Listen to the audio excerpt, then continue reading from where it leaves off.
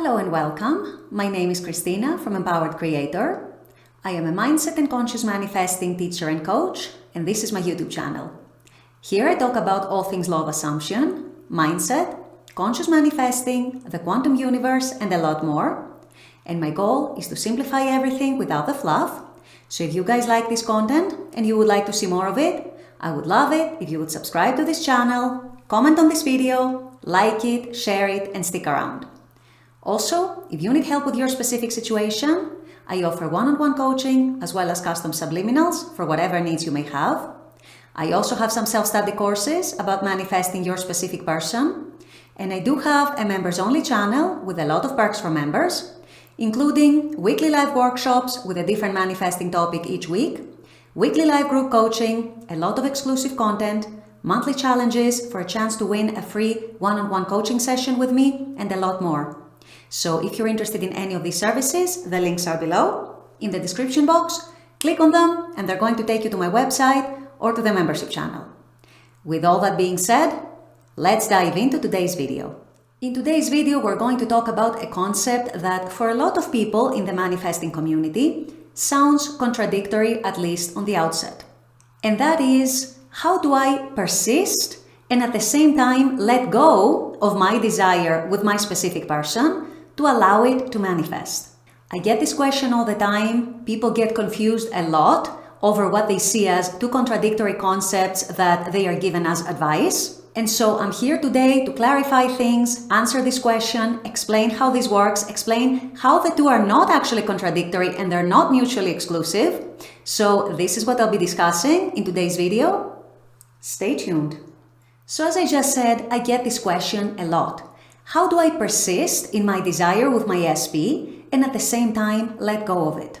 Or another variation of this question that I get is, if I persist too much in my desire with my SP, does that mean that I'm getting obsessed, or will that make me obsessed with them? Or another variation of that is, should I just let go? So I wanted to make this video today to clarify this misconception, because it's a big misconception, you guys, within the manifesting community, unfortunately, even among some of the coaches out there. And I'm here today to tell you and explain why the two are not mutually exclusive, they're not contradictory, and in fact, they are complementary, and one leads to the other.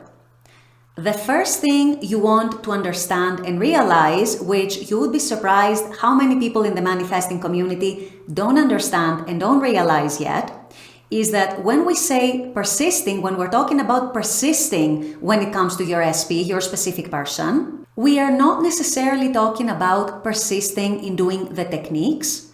We are talking about persisting in the state of the wish fulfilled. In other words, persisting in the knowing that your desire is yours, that whatever it is that you're manifesting with your SP, whether that's a loving, committed relationship, whether that is exclusivity, whether that is starting a family with them, whether that is commitment, whether that is dating, whatever it might be, living in the end when it comes to that desire is what you need to be persisting on. And living in the end when it comes to that desire is the inner knowing and the inner confidence that you're aiming to be feeling in regards to your desire materializing, your desire manifesting. Now, I will say that doing techniques definitely has its place, especially if you are new to this whole manifesting game, because the techniques often, although not always, but often, very often, for most people, can help get you into that state of the wish fulfilled. So this is the main purpose, you guys, of why you're doing techniques, why you're being advised to do techniques, and why you're being told to persist in doing those techniques, especially if you're experiencing a lot of resistance to your SP manifestation, if you're experiencing a lot of wavering, if you're experiencing a lot of back and forth, a lot of hot and cold within yourself. The techniques can actually help ground you and bring you to a more sustained state that is closer, if not aligned, with the state of the wish fulfilled. So the only reason from that point of view to persist in doing the techniques is so that you can help yourself persist in the aligned state, the state of living in the end, living in the wish fulfilled. If you are already in a state where you're living in the end, you're living in the wishful field, then you don't strictly need the techniques. It's up to you if you want to keep doing them or if you want to drop them altogether or do them every now and then, as you please. This is up to you and how you feel and what comes most naturally to you. But even if you have dropped all techniques, you are still expected as a conscious manifestor to persist in that state, that knowing, that state of consciousness that tells you that yes, my desire is done. Yes, me and my SP are together. We're going to be together. I'm expecting it. I know it's going to happen, and so on. So this is, you guys, when we talk about persistence, this is what we're mainly talking about. We are talking about persisting in the end state. Persisting in that knowing that it is done. Knowing that it is yours. Now, what does that state entail? Of course, it's going to vary a little from person to person. But generally speaking, and for most people, living in the end entails something along the lines of feeling not worried anymore about your manifestation, not wavering anymore or wavering very little, not having so much doubt, not having so much resistance, feeling at ease with your desire. As we say, feeling chilled about it, feeling relaxed.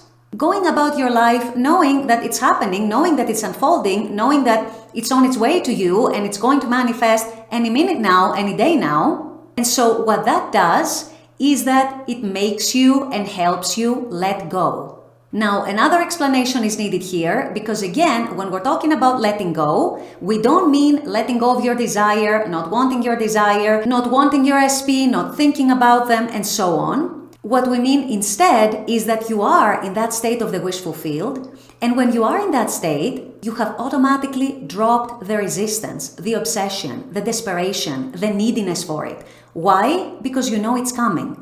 As Neville said, you cannot be in the state of wanting, the state of desiring, and the state of having at the same time. So what you're doing by living in the end is that you pass from the state of desiring to the state of having. And once you are in the state of having, there is no obsession anymore. There is no desperation anymore. There is no urge to chase or to grasp for it anymore because you know that you have it. You have that inner confidence. You have that inner knowing. And so when you're persisting in that state of consciousness, at the same time, you are persisting in the letting go of all the things that don't align with your desire. And you may also naturally notice that when you are in a state like that, you are naturally not thinking about your desire with your SP as much.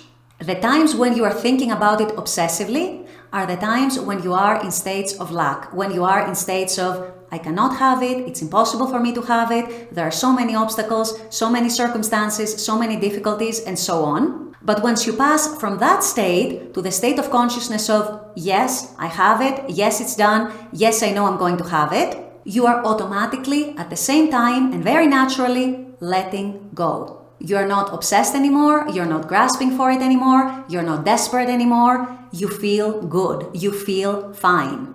So hopefully this video helps you guys see how persisting in your desire with your SP and letting go are not mutually exclusive, are not contradictory, and in fact they are complementary of each other and one leads to the other.